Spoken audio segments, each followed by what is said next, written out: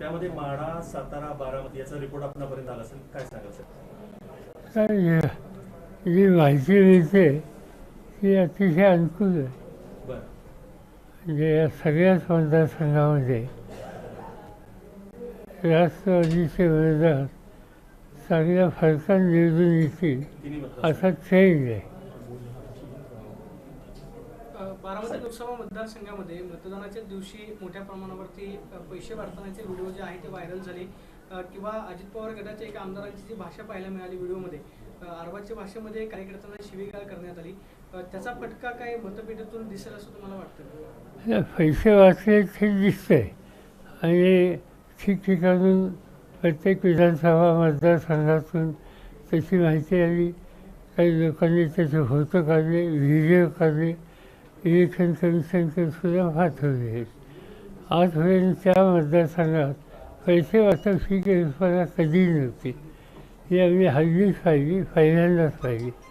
हे नवीन कल्चर राजकारणात येतं, त्याचा विचार करावा लागेल नंतर शांतपणे. इंडिया आघाडीकडे पंतप्रधान पदाचा चेहरा नाही. इंडिया आघाडी जर जिंकली तर दरवर्षी नवीन पंतप्रधान पाहायला मिळेल.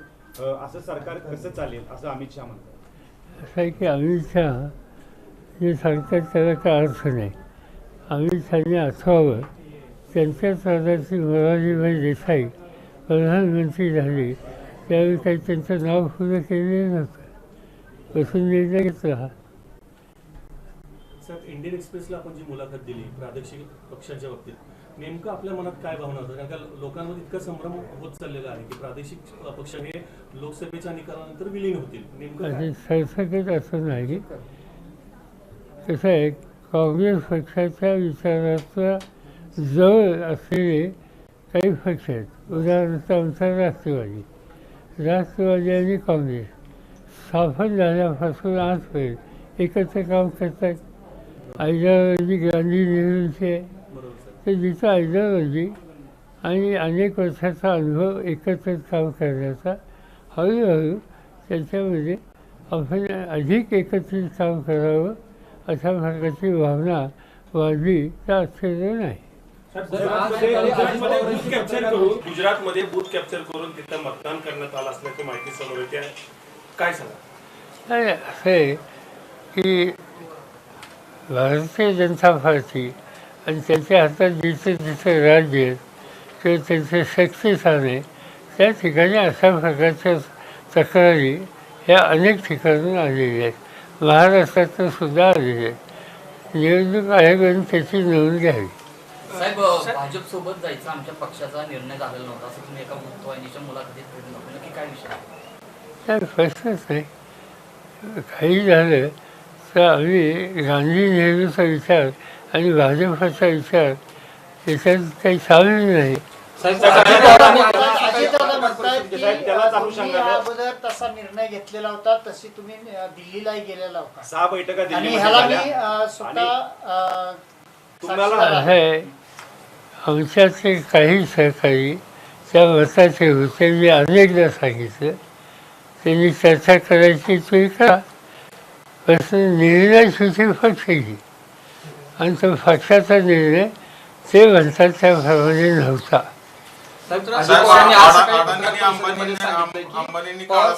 स्टेटमेंट पूर्वीपासून मी जवळून पाहिलेली आहेत आणि त्यांनी नेहमी काय बोलावं, काय भूमिका घ्यावी हे स्वतः ते ठरवतात. आणि बऱ्याच वेळा संभ्रमावस्था निर्माण करण्यासाठी ते अशा गोष्टी बोलत असतात. उद्धव ठाकरेंच्या बद्दल तुम्ही जे स्टेटमेंट दिलं त्यावरती बोलतो काय की त्यांच्या पक्ष विलिनीकरणाचा जो उद्धव ठाकरे मी काय बोललो?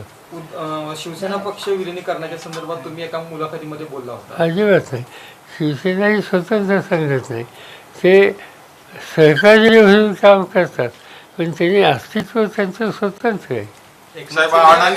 शिंदेने आरोप केलाय त्या कालच्या स्टेटमेंटच्या अनुषंगानं की शिवसेनेचं पण काँग्रेसीकरण झालेलंच आहे, त्यामुळे ते काँग्रेसमध्ये विलीन होतील. साहेब, अडाणी आणि अंबानी काळा पैसा काँग्रेसला दिला आहे असं नरेंद्र मोदींनी स्टेटमेंट केले, त्याबद्दल काय आपलं? नाही, म्हणजे आत्तापर्यंत अडाणी अंबानी हे कुणाचे दोस्त आहेत म्हणून देशात चर्चा होती. आता एकदम उलटं, ज्यांच्याबद्दल तक्रार होती, चर्चा होत होती, आज तेच हे काँग्रेसवर दाखवायला लागले. पवारसाहेब साहेब, अजितदादा साहेब, भाजपमध्ये चंद्रकांत बोलताना- पाटलांनी चुटकी वाजवून बारामतीमध्ये अशा स्टाईलनं चुटकी म्हणण्यापेक्षा साहेब, साहेब दादा बोलताना असं म्हणाले की मी साहेबांचा मुलगा असतो तो मला संधी मिळाली असती. त्याला जोडूनच देवेंद्र फडणवीस असं म्हणतायत की अजितदादांच्या हे लक्षात आलं की पक्ष त्यांना मिळणार नाही, त्यावेळेस अजितदादा हा निर्णय घेतला. मला नाही माहिती ते काय म्हणजे. साहेब अजितदादांच्या बोलण्यात एक 2 दिवसात इतका ड्रास्टिक फरक झालेला दिसतोय. काल त्यांनी शिरूरच्या सभेमध्ये असं म्हटलं की शरद पवार आमचे नेते आहेत. इतक्या 15 दिवसाच्या प्रचारामध्ये दादांकडनं असं वाक्य कधी चालू नव्हतं, पण काल बदल झालेला दिसतोय. काय सांगाल त्याबाबतीत? त्यांनाच विचार आला, मी काय सांगणार. त्यांनी पुन्हा नेता तुम्हाला म्हणायला लागले, आता पण म्हणत नव्हते. तर तुमची काळजी त्यांना जास्त जास्त वाटायला दिसते. लागली. त्यांना विचारला. तर तुमच्या काळजीपुढे ते म्हणतात की जवळच्या लोकांनी त्यांना जास्त दगदग देऊ नये, त्यांना त्रास देऊ नये. मला कोणी त्रास देत नाही. जवळचे लोक प्रेमानं माझ्यावर वागतात आणि आम्हा सगळ्यांचं काम करायला पाहिजे ते कष्ट घेण्याची त्यांची तयारी आहे. साहेब 1980 पासून शरद पवारांनी मराठा समाजाला फसवलंय, आंदोलन आणि चळवळी मोडीत काढण्याचं काम केलं असं प्रकाश आंबेडकर म्हणाले. ते ठीक आहे, त्यांना त्याचं विचारा. साहेब, मला काही या चळवळीचा त्यांचा काही संबंधही नाही.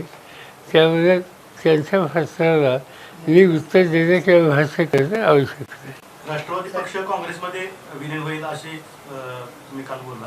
असं मी बोललेलं नाही. काय मुहूर्त मी असं बोललेलं नाही.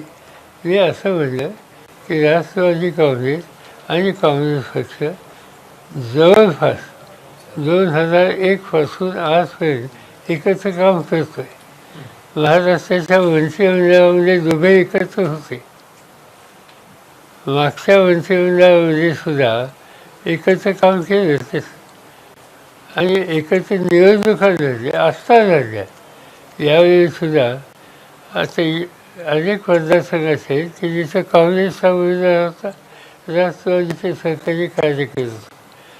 काँग्रेस जिथं राष्ट्रवादीचा होता तिथं काँग्रेस सहकार्य करत होते. आणि विचारधारा एक असल्यामुळं एकत्रित काम करण्याची आवश्यकता आहे हे दोघांनाही पटल्यामुळं त्या पद्धतीने काम करतोय. सातारचा काय रिपोर्ट आहे? लीड किती मिळेल सातारचं? मला नाही माहिती. साहेब, काल लेफ्टनंट कर्नल प्रसाद पुरोहित यांनी एक NIA च्या कोर्टात दावा दाखल केला आहे की ऑगस्ट 2008 मध्ये मालेगाव बॉम्बस्फोटाच्या एक महिन्याआधी तत्कालीन राष्ट्रवादीचे काँग्रेस अध्यक्ष शरद पवार यांनी अलिबागमध्ये एका सभा घेतली होती. त्या सभेमध्ये केवळ इस्लामिक दहशतवादी नाहीत तर हिंदू दहशतवादी आहेत असे विधान केले होते. त्यावेळी हिंदू दहशतवादाचा हा शब्द पहिल्यांदाच वापरला गेला. या विधानानंतर लगेच 29 सप्टेंबर 2008 रोजी मालेगावमध्ये स्फोटाची दुर्घटना घडली होती. ठीक आहे, फरक आहे. सर महाराष्ट्रात महाराष्ट्रात आतापर्यंत 3 टप्पे झाले. पहिल्या टप्प्यात कमी मतदान झालं, दुसऱ्या टप्प्यात मतदान कमी झालं, तिसऱ्या टप्प्यातही मतदान झालं. मग त्याचं कसं बघता? असं हे पहिल्या दुसऱ्या तिसऱ्या टप्प्याचं मतदान हे मोदींना अस्वस्थ करणार आहे असं दिसतं. कारण पहिल्या आणि दुसऱ्या झाल्याच्या नंतर मोदींनी आपला तोंड बदलला.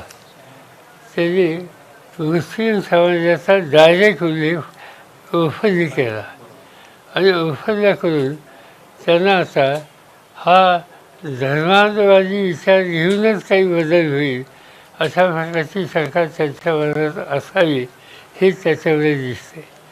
जसे जसे टप्पे जातील तसं तसं त्यांचं स्थान हे संकटात जातं आहे अशा प्रकारची भावना त्यांच्या पक्षाच्या सरकारच्यात असावी असं ऑब्झर्वेशन माझं आहे.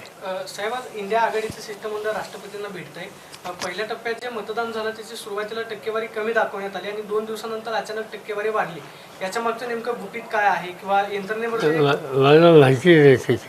हे शिष्टमंडळ भेटतं आहे हे तुमच्याकडून मी ऐकलं, पण दिल्लीमध्ये वस्तू निकाल घेतला असेल त्यांच्याकडे काहीतरी माहिती आली त्याशिवाय ते भेटणार नाहीत.